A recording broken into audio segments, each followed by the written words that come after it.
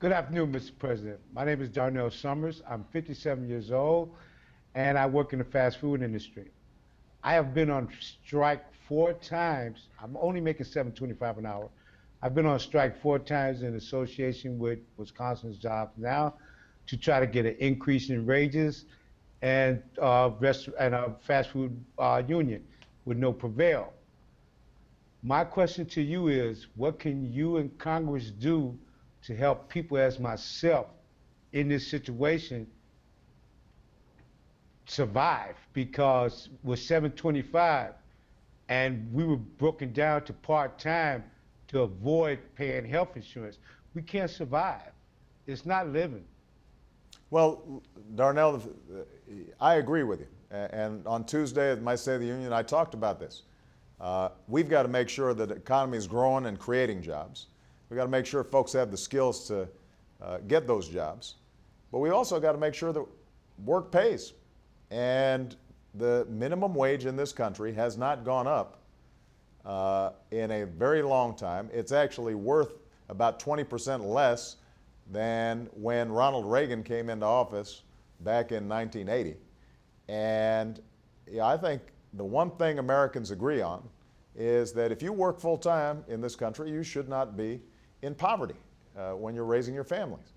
So here's what I've done myself through executive action.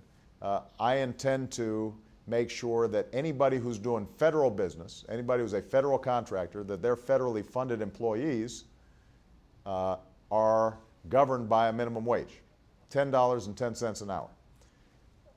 Beyond that, I'm working to encourage states, governors, mayors, state legislators to raise their own minimum wage. And since I made this call for a higher minimum wage a year ago, you've seen already 5 states that have increased their minimum wage. A number of cities have moved forward on a living wage initiative of the sort that you're talking about in your hometown, in your home state. So I'm going to continue to try to support those coalitions, saying it's the right thing to do.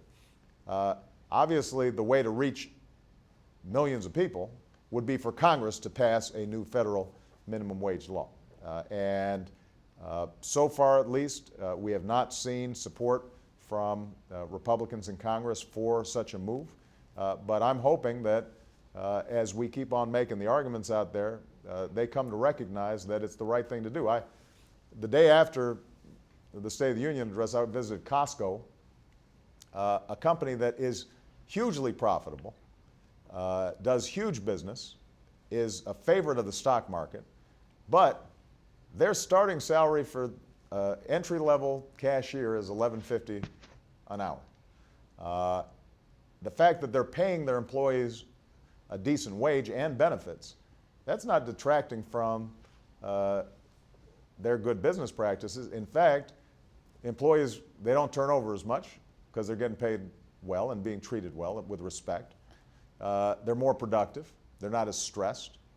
They don't have problems because they can't get their car fixed and get to work on time. And so they, I think, point in the direction of where all businesses need to go. And I'm also talking to companies, encouraging them, do it on your own. Raise wages for your workers. You'll have better workers, more productive workers. You'll have workers who are loyal to you.